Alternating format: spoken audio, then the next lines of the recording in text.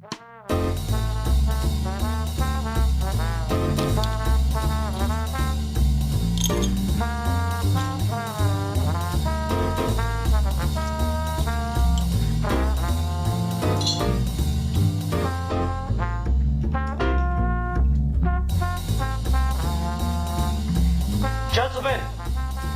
the time has come once again to discuss things.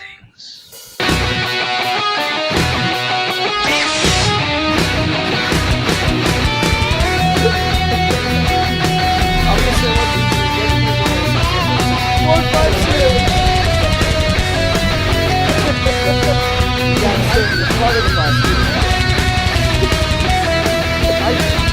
Fuck you, man. I'm just doing what you told me, man.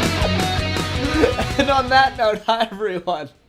Welcome to another episode of Geeky, gentlemen. I am Sid Partu. Joining me today is Deadpoolzilla and Steve Baxi. Hello, gentlemen.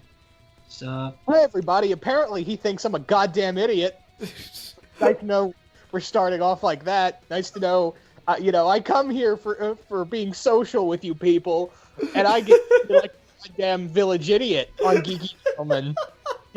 I can't stand for this bullshit, Ian. I'm gonna go to your house and eat your first child when you have it. Okay. I'm just gonna go over there and just like stir fry your baby when you have it.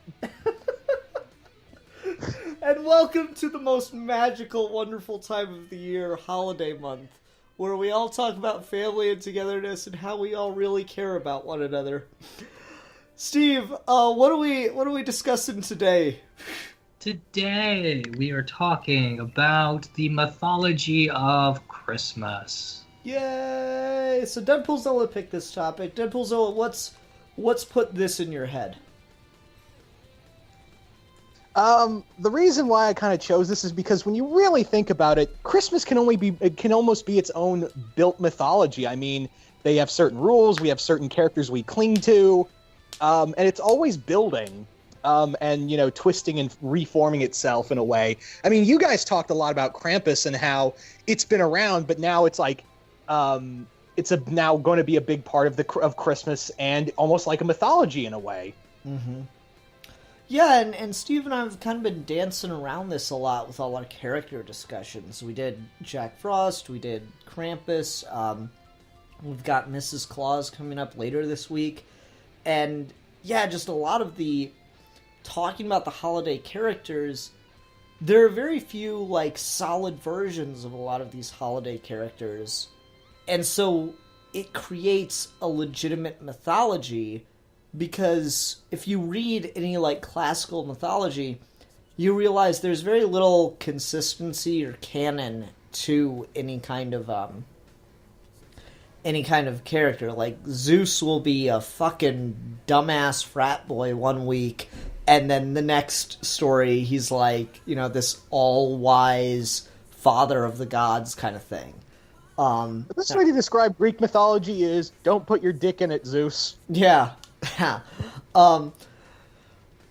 And Christmas characters kind of have, the same thing. They usually have, one story, and then they kind of all get mixed together, and it creates this weird mishmash of stuff. So yeah, it's a neat, little thing to talk about. Steve, why don't you take us somewhere on this to begin? So, part of what I like to talk about when it comes to Christmas and the atmosphere and stuff around Christmas is for people that don't know, every time Shane Black makes a movie, it's always set during Christmas. And he's talked about the fact that it has nothing really to do with Christmas Day or Santa Claus or anything like that, but more around the idea that there are certain visuals and certain emotions and certain kind of amplified senses that only exist during Christmas. If you're sad, you're saddest during Christmas. If you're happy, you're happiest during Christmas. The world doesn't look the same during Christmas. And that's really interesting. Yeah. I could see that. So, what do you think it is about that heightened state of emotion that connects to the mythology, then? I think it's... Oh, sorry, Steve. Oh no, go ahead. I think for me is that it's, like Steve said, it's where all your senses are kind of heightened, and you feel this kind for all these characters that we've either created through marketing or through old Christmas stories or animation. It's everything's kind of accentuated for that feeling during this holiday season. I mean, look at Scrooge. No matter how many times we tell this story, we kind of hate him because he's hating on the best on what we call or consider the best holiday ever. Look at, no matter how many times you watch The Grinch, you kind of hate this guy, even though you know this story. So yeah, the emotions are very much kind of set in of what this holiday means to each of us in its own way. Steve, you were going to say? Yeah, I think building off that, there's also this sort of... No one may have, like, a clear idea of... No two people will spend Christmas the same way, but everyone seems to have a very clear expectation of how they're supposed to spend Christmas, and how close they come to that becomes a measuring stick for everyone. And so I feel... Part of what I think it's interesting about Christmas as a mythology is that it's also kind of an ideology, where there's a very clear-cut picture of Christmas is National Lampoon's Christmas Vacation if everything didn't go wrong. Mm-hmm. And I wonder how much of that sort of fits into it exists that way because of the expectations we build around Christmas characters and Christmas literature, and like going all the way back to A Christmas Carol, which is basically why Christmas is the way it is at this point. And, it's interesting that there's such a distinct origin point for it, right? Because, like, a lot of these characters, a lot of these stories have existed for years and years, but as far as Western culture goes, it seems like this feeling that you're supposed to be more joyous and more happy around Christmas is really rooted in the message of the Christmas Carol. Santa's a story, and Santa's imagery and iconography before the Christmas Carol. Yeah, when you think about it, Christmas Carol is kind of like Christmas Year One. So Santa's like imagery and iconography, but until Christmas Carol, he's not alive. Like, after you're a kid and you don't believe in Santa, Santa doesn't have much meaning to you until A Christmas Carol. Like, A Christmas Carol imbues the holiday with certain emotions and certain feelings of obligation. And it's interesting to talk about Christmas's myth because the traditions are almost like cult, right? Like, there's a fucking tree in my house right now. It's got, like, shit on it. And that's weird, right? Like, that is a strange thing you do. Like, sacrificing a goat on an altar. It's a very weird, specific thing you do that doesn't truly serve a purpose beyond making you feel better. I don't know, thoughts, comments, concerns? Yeah, it is kind of almost dogmatic when you really think about it and how we play this out. And because we basically have a season where we cut down trees, throw shit on it, and then throw around presents under the guise of, oh, there's a giant red guy who's possibly a socialist giving out all free presents. I'm totally convinced. Like, my headcanon is Santa Claus is secretly Karl Marx. I'm at peace with that. I support this. Oh, now I want Alex to write a Christmas story.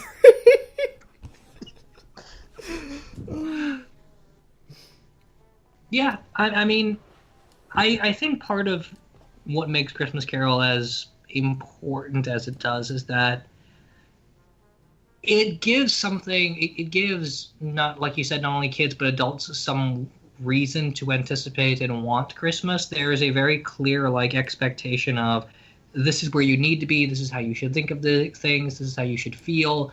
And part of the magic of that story is the ghosts are there and they're never explained why they're there. They just go away. Santa's not involved. Santa's not even mentioned. There are no Christmas trees. There's no real talk about presents, really. It's entirely just about you as a person, what you should be feeling and doing at this point in time. Mm-hmm. And it's kind of bizarre that gets so heavily tied into Christmas as we know it now with Santa and Christmas trees and all of that stuff. But I think it's kind of telling that we retell that story so many times and we never feel the need to inject any of that because everyone kind of expects it, that the aesthetic of Christmas as it is exists always because of the way we're supposed to feel and think about these things in a particular way. There's an episode of Buffy in season 3 called Amends, which is set during Christmas, where it's entirely like It's a Wonderful Life, except kind of in reverse.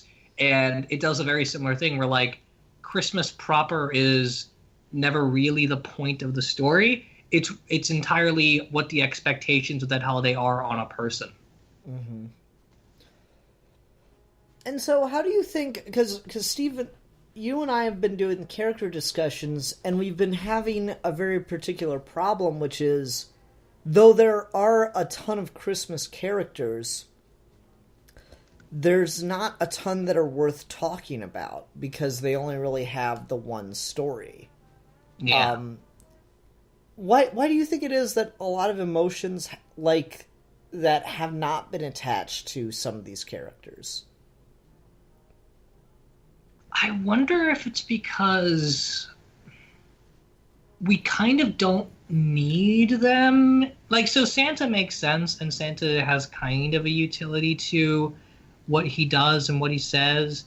But the rest of the characters never seem to, like, have a definitive way in which they're supposed to fit in with the look and feel of Christmas past telling a story about them. So, like, Jack Frost, for example, there's nothing about setting up your Christmas tree or getting presents on Christmas Day or behaving a certain way around your family that has to do with Jack Frost in a way that it does with Santa Claus, because Santa has that whole naughty and nice thing.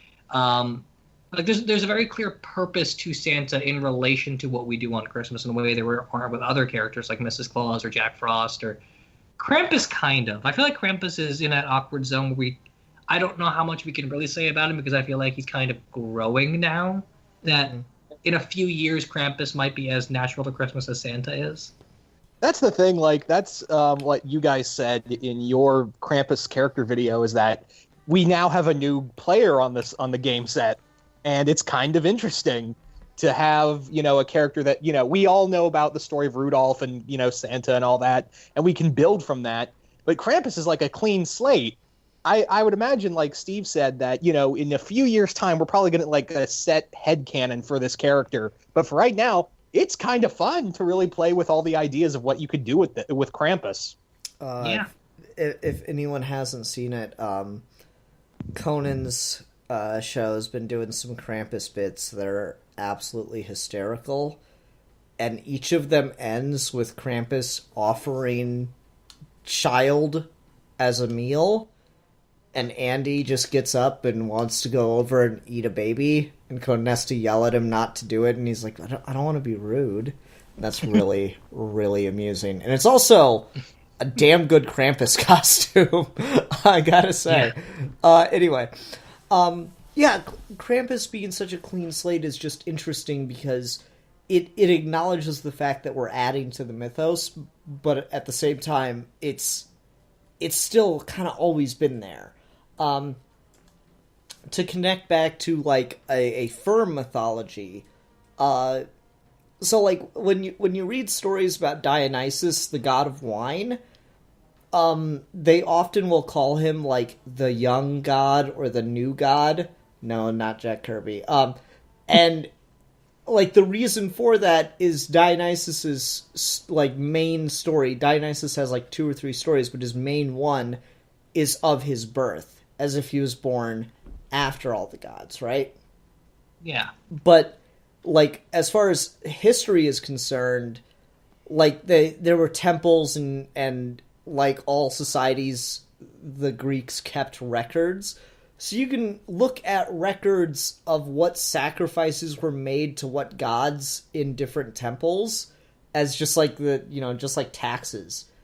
And people have been sacrificing to Dionysus as long as they've been sacrificing to Zeus. At no point was Dionysus created. At no point was like Krampus was created like after Santa necessarily. They've probably been around about the same amount of time. It's just at a certain point we started talking about Krampus, which is, a couple of years ago. And we didn't.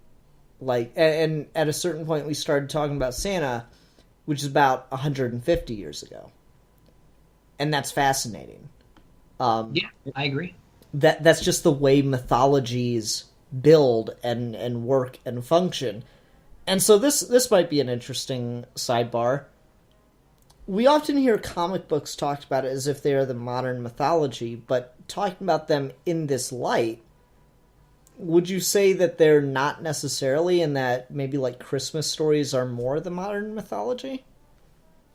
I don't know. I mean, on one hand, you've got you've got Santa Claus, as he's been known by many different names throughout the centuries and different versions of him. Same with Krampus. But then you've got characters from the newer age of like, we've got Scrooge, the holiday ghosts, and everything else that's come in between, and stuff we will probably get in the future. So I don't know if you can call it a new age mythology if everything's been there. There's been stuff here added to it, but it's always been there. If that makes any sense, I don't know if you can call it the new modern mythology, if that makes any sense. Steve? Yeah, I feel like Christmas narrative isn't necessarily added to in the same way. I feel like it has sort of this bubble that it tries to stay true to for as long as possible. And also partly because I feel like because Christmas is only one day a year, it's harder to have like a Christmas-defined culture and anything bigger than that. Okay. No, just something interesting to think about, because again, I was thinking about it more in the context of, well, here's what Greek mythology was like and how it actually functioned, and you can see that Christmas mythology is functioning in a very similar way, but comic books, superheroes and all that stuff, they're important and they have mythological elements, but they don't really function in the same way. And so that's what I find kind of fascinating about that. Those are being added to daily, right? Yeah. And here's something I want to throw out. When you really think about it, Christmas is the only holiday to kind of have a mythology. I mean, Halloween a bit, but it doesn't really have anything to build on other than the rules of holidays and horror films. It doesn't really have any, like, stories that is like, oh, this is a classic Halloween story or something to that degree. Same with, St. Patrick's Day and every other holiday. Christmas is really the only one where it has characters meant for that holiday. Christmas is the only one with a pantheon. Everyone else gets like a guy. Yeah, a mascot. If they're lucky. Yeah. That's a good point, Deadpool's. Oh, wow. I worded it better, but I'll give you some credit. I'm sorry if I can't, enunciate myself, as good as you or Steve can. I got problems, You gotta attack around the idea. No, I get you. No, but like that is really interesting because like we got the Easter Bunny, but like what the fuck's his story? Like there's like whole bits on how the Easter Bunny has nothing to do with Easter, and like there's the people that like to go, oh well, Christmas has nothing to do with Jesus, blah blah blah. Yeah, sure, fair enough, but like Christmas was a Yuletime, let's call it that, was a holiday long before Christianity. December is the month of the winter solstice, coming up in, 7 days? So, at the time of recording, Christmas is the time of the winter solstice, and people track the regression of the sun for the entire year up until it happens, and then you celebrate that the days are not going to get shorter anymore, that the days are getting longer. And it's just that, like, they were kind of not great at pinpointing it. So just kind of, it was between late December and the beginning of January, again, using modern calendars. So like that's around the time that it would be celebrated. Then it gets standardized by the church and blended in with Christianity in order to That's the other thing, appeal to people. Oh, sorry, I thought you were done, Ian. No, it's just it gets blended by the church in order to appeal to the heathens and bring them over to Christianity. So like it never had anything to do with Christianity. It just kind of got co-opted. It just became a chimera of pagan and Christianity traditions, just like every other holiday, with a little bit of big corporation in there. Yeah, okay. Here's an interesting side branch to go off of. So Christmas is the bastard child holiday, where it's just a mix of a bunch of different things rolled together, right? But the other winter holiday, and Kwanzaa doesn't count because it's not real. The other winter holiday... He said it, not us. Yeah. No, it's fine. Celebrate Kwanzaa, I don't care. You're allowed to make up holidays. I'm fine with it. The other winter holiday, though, that is a traditional holiday is Hanukkah. And Hanukkah is based on a long-standing tradition that actually has roots in a religion. And it hasn't changed. I think the gift aspect was kind of added to compete with Christmas, but that's still pretty damn fitting, right? Yeah. Come back when you get a movie other than 8 Crazy Nights.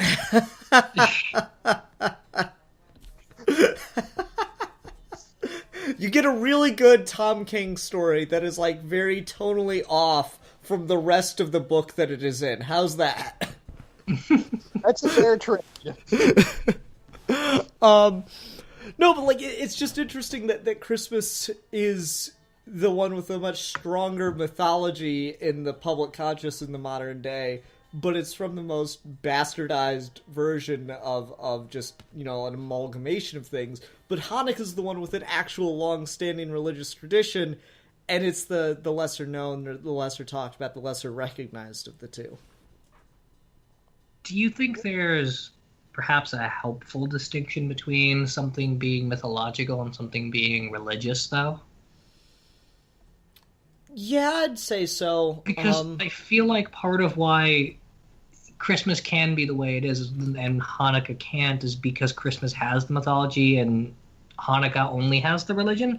Like, Christmas is that weird thing where it's a Christian holiday, kind of, but at this point, it seems like there are way more people who aren't Christian that still celebrate it or engage in it with it, almost because they have to, but also in a really non-religious way.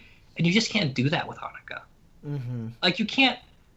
If you watch a Hanukkah movie, it's gonna have a very particular Jewish identity to it.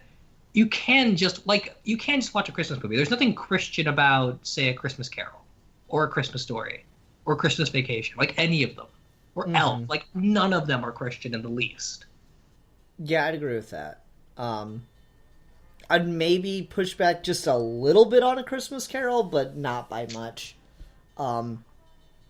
It is interesting the way that the holiday kind of just, because again, it's not that it overcame the Christian elements. It's that the Christian elements co-opted the holiday and dominated for several hundred years. Yeah, and now that's kind of just reversing, and that's interesting. Yeah, and I also think that there is an inherent problem of, like, Christian ideology and ethnocentrism built into Christmas, but it seems like it's gotten far enough away to where that doesn't have to be the case. Capitalism really helps Christmas. Capitalism is why Christmas is the way it is at this point in time. It's why Santa is the way he is. It helps the whole atmosphere and need to celebrate and even mythology of it is kind of tied up in capitalist ideology. But I feel like even that it can get away from without trying too hard. Hmm. Like, I don't think Christmas has to be a capitalist thing. Yeah, that's fair. But like the gift aspect is so important to it, and that's obviously just plain. Like I don't know how you keep. Oh, sorry, Ian. The thing cut out. I thought you were done. No, go ahead. I was just gonna say that you could. I mean, the thing about Christmas is that Ian's right. Steve's right in that you can do Christmas without the capitalism, because the whole thing of Christmas down to its bone is don't be an asshole this month. You can do that. I mean, it's hard for most people, especially this day and age. But the whole thing of Christmas, and I'm going to sound really Hallmark Channel right now, is don't be a prick. Yeah. I want that Hallmark movie. And even the gift giving part, like I feel like I think there is a way to engage in gift giving that isn't inherently capitalist either. You know, I think the issue is partly the naughty and nice list that Santa has, and it's the Christmas list of like, here's everything I want for Christmas. I think these are two things that either need to be reconciled or need to go away. This is partly why I like Klaus as much as I do. I feel like that is a very much, not necessarily anti-capitalist, but a lot more socialist-leaning Christmas story, with that whole declaration of like there are no naughty children, and yes, especially the latest issue with Coca-Cola Santa. Like, it seems abundantly clear that you can do this in a way that keeps the mythology, keeps the ritual, even keeps some of the religion, but escapes some of the more damaging parts of all of them. Yeah, and I think that's partly because it's built such a myth around itself. Mm-hmm. And I mean, with the whole point being giving, I mean, again, to go back to A Christmas Carol, Ebenezer Scrooge dies as one of the kindest men ever known, right? Like, I feel like, you know, the way that needs to be reworked for the modern age is Ebenezer Scrooge dies poor because he gave it all away. I think that is a fair, that is a better way to do it. Like, Ebenezer Scrooge dies poor, but happy. Yeah. Ebenezer Scrooge dies poor, but loved. So he's richer than everyone. And that is why I would say The Christmas Carol has, at least to some effect, some level of Christianity and the message of Jesus built into it, because a lot of it becomes about being generous, about giving, and about helping others, and that is a not independently but very particularly Christian thing. Yeah, that's fair. And in a way that, like, Judaism isn't. Like, you know, Christianity is a spreading religion. You know, you're supposed to go and tell others the good news, right?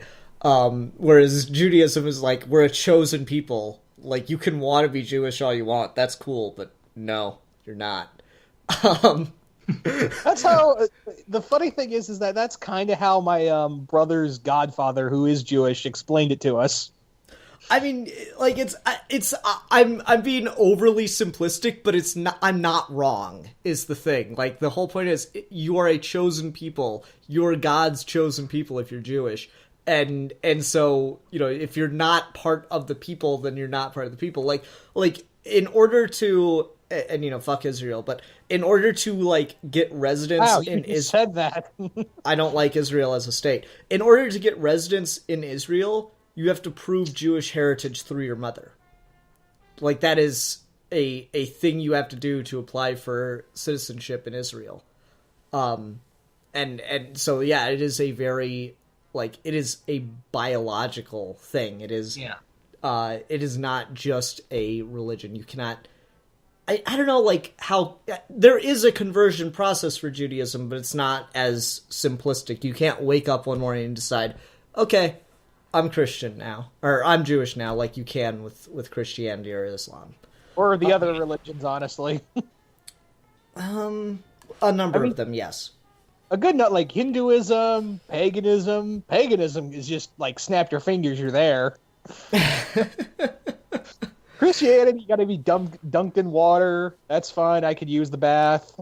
But anyway, to get back to Christmas proper. So, all right, we've talked about the pantheon a bit, and the fact that there's not a ton of recognition among it. We've talked about the history of the holiday. Deadpoolzilla, why don't you take us somewhere on Christmas? What's something else with the Christmas mythology we can discuss? Well, I guess one of the things we could probably discuss with the Christmas mythology is, does everything that we've seen from, media count as being built into this mythology? Like, does Die Hard count as a, part of the Christmas mythology like Rudolph does? Steve?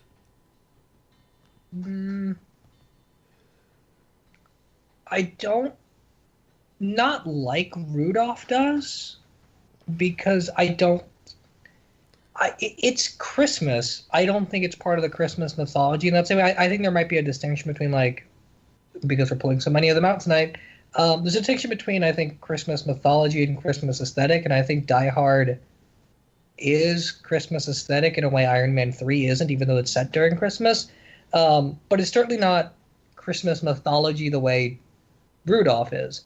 I feel like I'd be more inclined to say yes if the sequel stayed, if all of the sequels were set during Christmas, but they aren't. Mm-hmm. Like, the other Die Hard movies really kind of fucked that up. And some of the other Lethal Weapon movies, which is partly why I don't think Lethal Weapon is either. But I see what you're saying, yeah. Don't the other Die Hard movies take place on holidays, though? Like, No. Isn't Live Free or Die Hard on 4th of July? I don't think so. I know Die Hard 2 is set during Christmas. I don't think any of the other ones are set during anything. Okay. I have not seen the god-awful one that has his son, but I'm pretty sure that isn't set during Christmas. Okay. No, just random thought. And yeah, that is like a debate people have like all the time is Die Hard a Christmas movie or not? And like I think And it's not just that movie. There's several. Like, does Batman Return count as a Christmas movie? Oh yeah, for sure. Uh-huh. And so It's not yeah, a good there's movie, but it counts as a Christmas movie. yeah, like, and that's the thing is you can like fit the aesthetic. You can set something around the time, but what makes it have that crossover between being a story for Christmas myth and just being a story set at Christmas? Because you could almost say, if it didn't have the impact that it did, if, say, something else came out that kind of defined Christmas the way it did, you could almost say that Christmas Carol isn't really a Christmas myth story if it didn't... It's only a Christmas myth because of the historical impact it had, right? Like, it could just be a story set around Christmas. And the other thing is that Charles I don't think this is necessarily like a great movie, but more and more over the years, I feel like maybe Elf is one of those movies that's made a transition from being a Christmas movie to being like part of the Christmas myth. And that's the same thing with, you could argue that it's the same thing with Nightmare Before Christmas in a way. Nightmare Before Christmas has that to a degree. I think more so than any of them, Christmas Vacation does. I think Christmas Vacation is a quintessential example of what Christmas is supposed to be and what it isn't at the same time. Like, that movie is really all over the place in everything that goes wrong in that movie goes wrong, very particularly associated with what Christmas is supposed to be. Yeah. The other thing, like, what we should have talked about from the beginning is that Charles Dickens wanted to make the whole intention of Christmas Carol was it was supposed to be a horror story, really. Yeah. Mm-hmm. Yeah. Yeah. And no one really brings that up. So when you think about it, it's like the whole meaning of Christmas and everything behind it is based off of a horror novel. Wrap that shit around your brain. Yeah. So you could almost say that the Christmas Story is basically classic Goosebumps. Yeah. Huh. What do you think the ghosts never get used in anything else besides adaptations of A Christmas Carol? It's a good question. It'd be nice to see a sequel to A Christmas Carol where, like, the ghosts, you go more into where the ghosts are doing, or you follow someone else that has different sins or something. Mm-hmm. That'd be interesting. Yeah, like, I don't know, I'd like to see someone call on the ghosts or something like that. Like, how weird would it be for Santa to meet the ghost of Christmas Present? That'd be weird. You had, like, a guy not like he's all happy and shit, but is thinking about suicide, and just kind of blend Christmas Carol with It's a Wonderful Life, with ghosts guiding him. Interesting. I think It's a Wonderful Life counts as Christmas myth, or just set at Christmas? That's tough. Partly because It's a Wonderful Life, as far as I can remember, is literally the first time we ever did that I wish I was never born, and then the world's a sucky place story. And we do that so much now. And rarely does it ever have anything to do with Christmas. Exactly. It's a Wonderful Life is weird. I don't think It's a Wonderful Life. See, because part of me wonders whether or not how much of that's really a Christmas movie. Mm-hmm. Because how much of that is actually set during Christmas? Like 15 minutes. Yeah, and the rest of the time he's just around other parts of the year and seeing the way that it's affected people. Yeah, it's literally the life and times of George Bailey, except the very beginning and the very end. Mm-hmm. And that little chunk in the middle where he wishes he wasn't born, and that's about it. Most of that movie is not set during Christmas, but I still call it my favorite Christmas movie. Interesting. Yeah, that's a weird one. I don't think you could have like a Christmas in July movie. Like, could you do a Christmas movie where it's not set during Christmas? I don't know. I don't think so. I think again it goes back to the Shane Black thing of like Christmas. When it's December and we're waiting for Christmas, the world looks a certain way. Yeah. And without that, you don't really have a Christmas movie. And besides, the only time I could ever remember Christmas in July was in an episode of Ed, Edd n Eddy, so... Yeah, same. Yeah. I don't know, I'm just saying, like, could you do a Santa story set in July? Like, could that be a thing? It'd be weird, but, like, could it work? It'd be kind of depressing. Yeah, like, I don't know. Like a disenfranchised Santa trying to have a vacation in July? I don't know. I am honestly just asking, can you tell a story with the same kind of morals and meaning behind it that your traditional Christmas story has, using, you know, the Christmas characters, but can you have it not set around Christmas and still function? In principle, you can, but that's the thing is, what makes something a Christmas movie? Is it simply having the pieces, or is it about the Christmas holiday itself? And this goes back to the whole cult of Christmas thing, right? Like, again, there's a tree not 5 feet away from me inside, and there's, like, lights on it, and that's just weird. Like, that's, like, it's, you know, like, I like to often daydream and think about, okay, what if alien archaeologists came and started trying to interpret, like, our planet as it exists? Human race, rapture, whatever, we're all gone, and everything is left just like it is at this instant, and alien archaeologists come and they gotta, like, look around and try to make sense of it all without us to help. What are they gonna do when they fucking see the tree with the lights on it? And I'm like, is this a statement about their overcoming of nature through technology? Like, what is this symbolism? What does this mean? It's so bizarre. Like, why do we put lights on a tree? Just because it looks pretty? Shouldn't there be more to it than that? That's the other thing, like, so weird. Like, I want to see like alien archaeologists try to piece together the last 3 months of our years. Like, I don't know, man. They put on masks 1 month, and next they're killing birds and eating them, and now they're decorating trees and shit. It's weird. You know, it reminds me of one of my favorite lines from an awful episode of Doctor Who, Voyage of the Damned, where, like, you have the Earth expert for the aliens on the cruise ship, and he goes, yes, Christmas is truly a barbaric holiday. All of the people of Earth invade the small country of Turkey and then eat its inhabitants.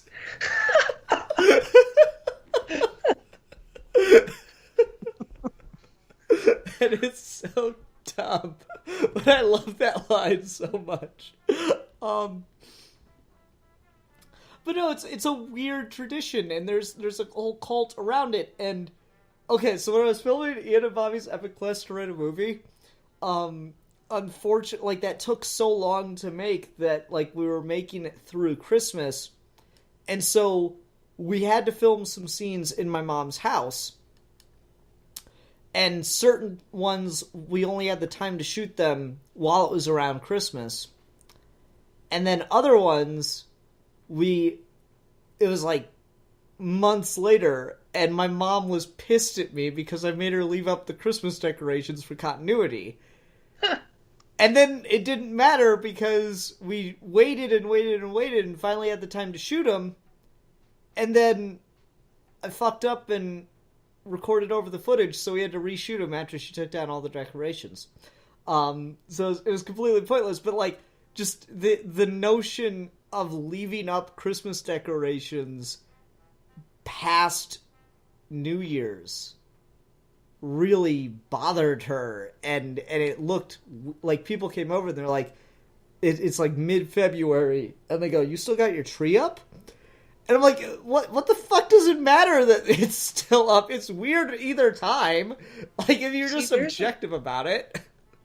I've had this conversation with people all the time, and we've almost universally come to the same answer, where December 26th is the most depressing day ever. It's so depressing. You have literally nothing to look forward to after that. Well, I mean, New Year's. Like, there's a very particular progression from Halloween to Thanksgiving to Christmas. Like, being in the fall to entering the winter atmosphere is kind of special in a way. And then after Christmas, it's gone. It's over. Now you have to wait another fucking year to get back. I don't know. Like, I would kind of take some issue with that. Like, New Year is not a holiday that interests me very much, but a lot of people get excited about it. Valentine's Day is nice if you have someone. Or like me. Valentine's Day doesn't have the same. None of the other holidays that you get after Christmas have the build-up and atmosphere and mythology like we keep talking about, like Christmas.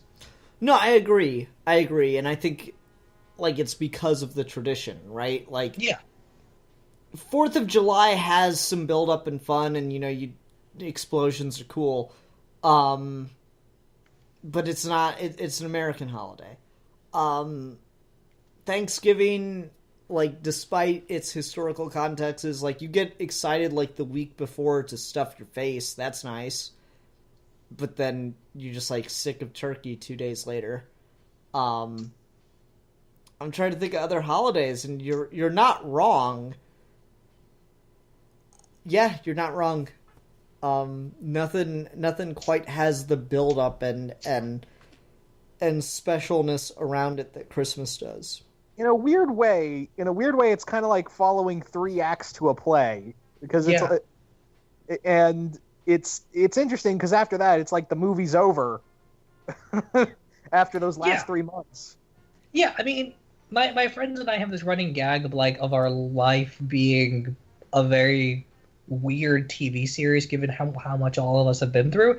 So, like, we have these very clear moments of, like, this is the season finale. So, for us, especially over the course of the last year, after Christmas, it feels like we're about to hit the season finale of our life, and then we have to wait for the new season to start, and no one wants that.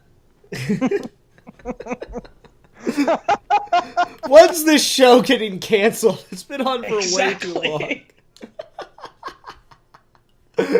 No, like literally just yesterday, my friends and I are like, so is this the weird bubble episode? We're all sitting in one room and we're talking about the subplots of our life so far because the season finale is next week.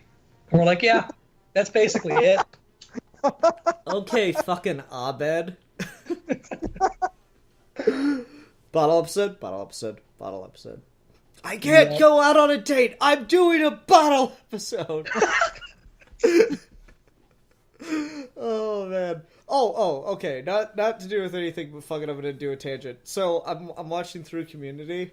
Oh yeah. And I'm in season 5, and no joke, there's an episode of Community that is like beat for beat an episode of Black Mirror, but Black Mirror did it like 2 years later or some shit, and that's hilarious. I know. Yeah, Community was. I know, like, this is if I remember right from Community, the running joke is like every season finale or so they make a serious episode, and the joke is that it's in this kind of area.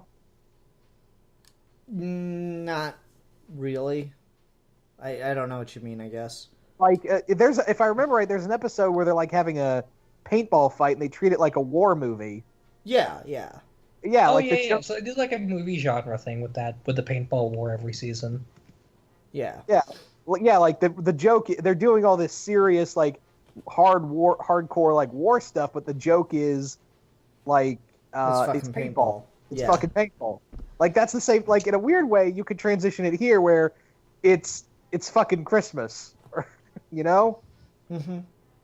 I don't know, like, I don't know if that's too much of a stretch where, like, we're doing all of this, we're cutting down trees, putting shit on them, giving gifts to people we hate, and, you know, talking to them, socializing with people related through bloodlines and resent, but we have to because it's Christmas. Mm-hmm. People anticipate going into debt because of Christmas. Like, that's just a normal part of their life. Yeah? Isn't that weird? Yeah, like, in a weird way, like, it like, I'm convinced, again, this is, because, you know, most people go in debt, and months later, you got to do your goddamn taxes.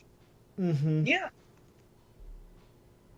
Like, someone set this shit up from like, I'm convinced Santa Claus or someone, like, this is a Grinch thing, I swear to God. It's a Grinch thing. Oh, like, man. I may have been converted into joining the Who's, but by God, you're all going to pay taxes, you motherfuckers. I mean, that wasn't a Suits rhyme, but the intent was there. Oh, man. Okay. Well, let's tie this a little, like, all right, so what about the traditions of Christmas connected to the mythology of Christmas? What about those, like, informs the other? Like, is there a story that has been made about why we put up a tree, or do we all just kind of accept that's a weird thing? I think we just kind of accept it's a weird thing. I've never even bothered looking up why we do that. Well, like, no, I'm sure there's like well, I know the reason is because of was it Prince Frederick? It was Wenceslas. Yeah, whatever. German king married British royalty, Christmas card, showed a tree in the palace, and then everyone started fucking doing it. But like there has to be like another story though, right? There has to be like the isn't there a story about like the last Christmas tree or some shit like that? I don't know. I don't know. Like, yeah. I don't know. It's weird, and I guess the other thing we haven't talked about is like the traditional holiday songs. Yeah. Deck the halls with boughs of holly. That's the other thing. There's no like Halloween songs. There's no Thanksgiving songs. It's just Christmas that gets all the holiday songs, and we still make holiday songs for them. You know, All I Want for Christmas is You. You know, that's one that's now suddenly become part of the holiday playlist that makes you want to blow your brains out. Only if you work retail. Or you have a Well. mother who has the Christmas radio station playing every goddamn week. You should like legit yell that out your goddamn door. She's not here, so I'm not going to shout it out at her. So, Oh, that'd be too like. I just in my head, I imagine like you yelling that like down the stairs, and then her yelling back, "Love you." Oh man, this is getting to the point of silliness. Everybody be warned. At this point, as we try to fill the last 10 to 15 minutes, silliness will ensue. Yeah, like the Christmas songs is a weird one because like there are a couple songs that get played around Halloween, like Monster Mash and whatnot. But that's it.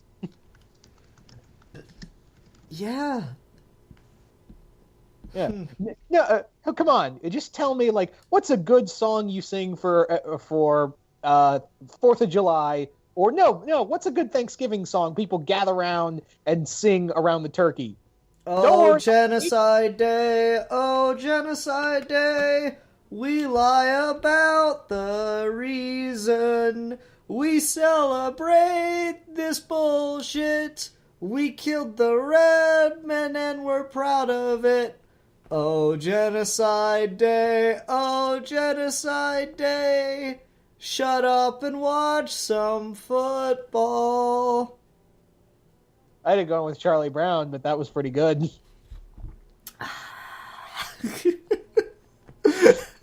Full version on iTunes, $9.95.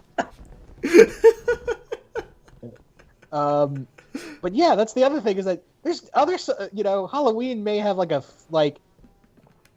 don't know, that one song, Monster. But even then, it's not even a Halloween song. It's just a song we just associate This is with Halloween. This is Halloween. Well, yeah, but that's part of a movie that's also considered a Christmas movie. Oh, there's a debate worth having. Is Nightmare Before Christmas a Christmas movie or a Halloween movie? Yeah, I should People have debate this shit all the time. I consider it both. Yeah. I mean, if Disney in California can turn Haunted Mansion into Nightmare Before Christmas for 4 goddamn months or more, depending on when they want to start doing it in September, then I can make Nightmare Before Christmas a Christmas and Halloween movie, and you can all suck my dick for it. Opinionated. I don't know. Steve, you were going to say something? I'm very passionate about this movie. Steve, were you going to say something? I thought I heard you. Oh, no, you're good. I thought you were about to ask, like, if Nightmare Before Christmas was a Christmas movie or a Halloween movie, and I was just going to be like, yes. Okay. I don't know, Steve. We need to fill a couple more minutes. Why don't you take us somewhere? Okay, so the other thing about Christmas is part of me has always felt kind of conflicted when it came to like putting up a Christmas tree and celebrating Christmas on Christmas Day because I'm not Christian and I never grew up Christian. But the whole idea that it was a Christian holiday came very late in the game for me. So I wonder if the mythology of Christmas and the morality tales of Christmas and all that, what happens to it when you try and go back and rewrite it to be less problematic? Like, let's say like Christmas is Christ, right? Like there's Christ in the name. Santa has a naughty and nice list. We talk about like a lot of old Christmas songs, particularly the slower ones and the ballads and stuff, tend to be like really God and Christian oriented. Mm-hmm. What happens when those things kind of just go away? Have they already kind of gone away? Like, do we still sing those old hyper Christian Christmas songs in the same way we used to? Like, give me an example, because Little Drummer Boy, Oh Holy Night. Oh Holy Night. Okay, yeah. Let me explain this because I'm the Catholic boy in the group. So let me lay this out for you. It's a yes and no. Because yes, you still have several churches throughout throughout not only the U.S. and the world who still do those songs, and no, in the sense that they're kind of forgotten. Really, they're in some cases, especially now, it's almost it feels like, and I really suck at explaining stuff, so bear with me, guys. It's kind of abandoned because it is obviously kind of showing the one deity instead of the other religions on a whole. Mm-hmm. So a lot of churches kind of are like, little drummer boy, we can move over that. We got a few other hymns to sing. Mm-hmm. I don't know. Like Okay. I said, I really suck at explaining stuff, and I don't know why you people still let me on this channel. It's entirely because we love you. We need to make ourselves feel smarter.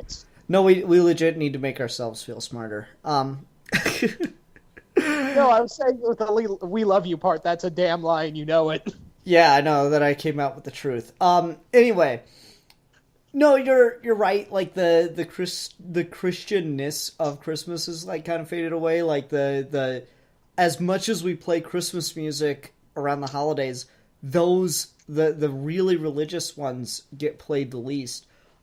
This is an interesting question I have, mainly for Steve. Steve, is there like an Indian Christmas special? Like can I watch like a Bollywood movie where like, I don't know, fucking Sheba or someone comes out wearing a Santa hat? Because I want this to be a thing. See, here's the thing. If you go to India around December, there are Indian films that are Christmas movies. What? Like legit movies set during Christmas Eve and shit like that. That is amazing. But there is kind of an equivalent to Christmas in India, but it's a very different thing, and there are movies about it, but like nowhere near on the level of Christmas even in India. Like Christmas is more popular in India than India's version of Christmas. India's just a fucked up country. Yeah. And I can say that, so I'm going to again. India's a fucked up country. Oh no, definitely. No, I just I feel like when Steve said that, all I could think is that one episode of Family Guy where they all go to look for God, and then they go into India is like, God is not here. No, it's just like it's interesting to consider and think about, like, as we've moved away from the heavily Christianization of Christmas.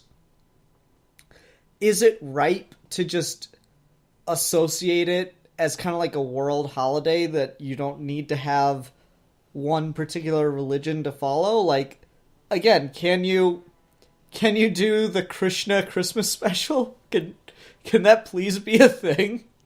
I really want that imagery. I feel like ultimately the answer is yes, because I think there's so much about Christmas that is non-Christian while still being religious in some way. But we really do have to work to kind of like affirm, like if you made a Krishna Christmas special, you'd have to make sure you're doing it in a way where it acknowledges that Christianity isn't the thing overriding the other religion. It's more along the lines of this other religion is being expressed in the terms of a particular social aesthetic, not a religious one. Yeah, and I mean, like, I think it could work for other religions and stuff too. Like, you to jump back to a point I was making about A Christmas Carol, you could make a really good Buddhist Christmas Carol movie. Yeah, I feel like that the themes of The Christmas Carol, particularly again if Ebenezer Scrooge dies poor but the richest among men, you could really, really work Buddhism into that in a very fascinating way. I'm curious, like, would it just be Buddha talking to the Scrooge character, or would it be deities talking to the Scrooge character in this own story you've concocted? I'm not sure. Like, the ghosts of Christmas would have to be like reworked into more traditional, either Japanese or Chinese, like spirits, and then like you could just do the story of A Christmas Carol, but just like work in the teachings of Buddha more specifically, and I think it would function really well. Like, because especially given like the myth of Buddha, like okay, so real quick kindergarten version. The Buddha was a really rich kid whose family was told that he would ruin the family name and leave them completely poor and destitute, squander the fortune. So the father, to stop this from happening, basically locked his son away in, the tallest tower, blah, blah, blah. Locked his son away. But not in, like, a torturous way. He gave him, like, anything anyone could ever want. You know, women, parties, money. He always had it, and he never had to leave. So the intention was that he would never squander the fortune because he would always have everything that he wanted right there. But then one day he left, and he saw a sick man, an old man, a sick man, and a dead man, and that gave him the revelation that all life is suffering and that materialism is the cause. And so that's the kindergarten version, and I'm skipping over a lot, but the themes within that connect very well to the theme of give up your worldly possessions in order to better the world through your fellow man that is expressed in A Christmas Carol. So I feel like you could do a pretty legit Buddhist Christmas Carol. Yeah, I agree with that. I wouldn't know how to write it per se, but you could totally do it. Yeah, I'd agree. I'd need to like do more research into Buddhism, but I feel like the general themes are strong enough that it could work. Well, and I also really like this trend we have in some of my favorite Christmas stuff, at least, where Christmas it's the Christmas season, but the story itself has very little to do with Christmas proper. Like, for example, It's a Wonderful Life's my favorite Christmas movie, but like also I love every version of A Christmas Carol. Like I am literally incapable of telling you what version of A Christmas Carol is bad just because I love all of them. And that's got very little to do, like we established earlier, with Christmas proper, with Santa and all that.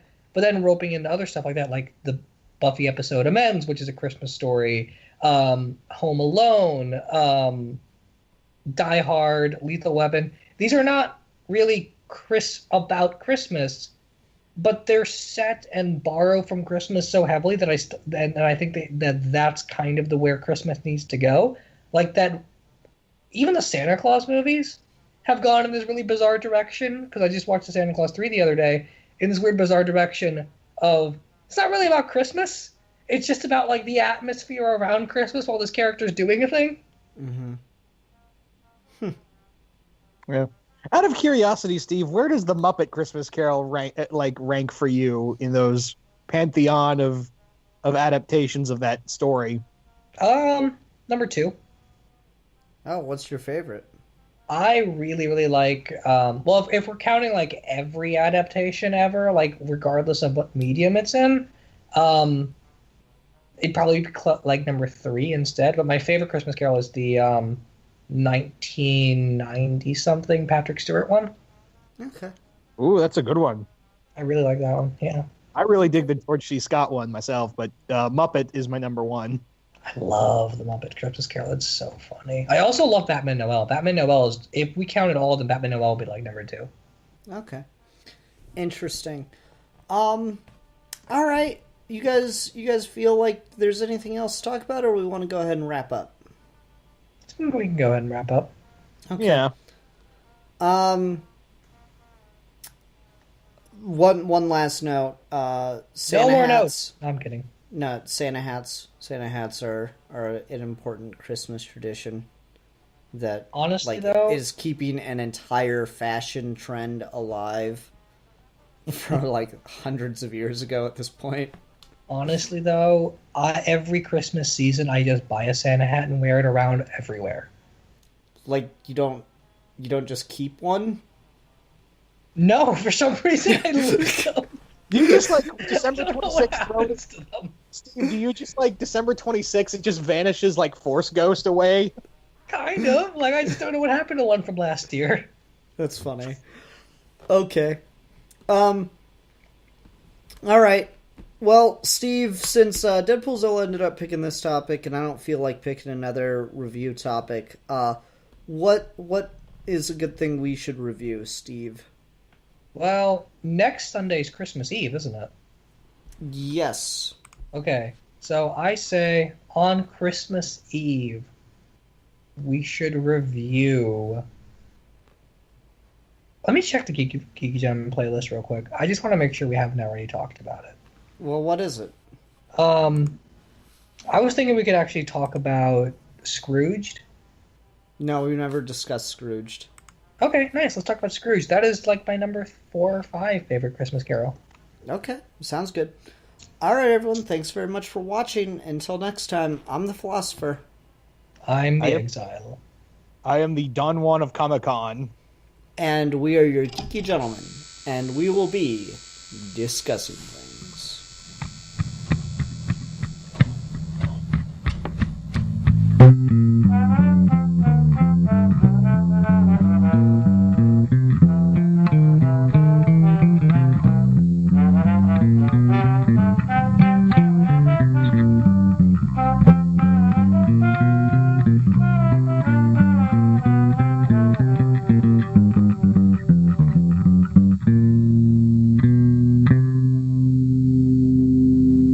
Ho, ho, ho, ho! Merry Christmas!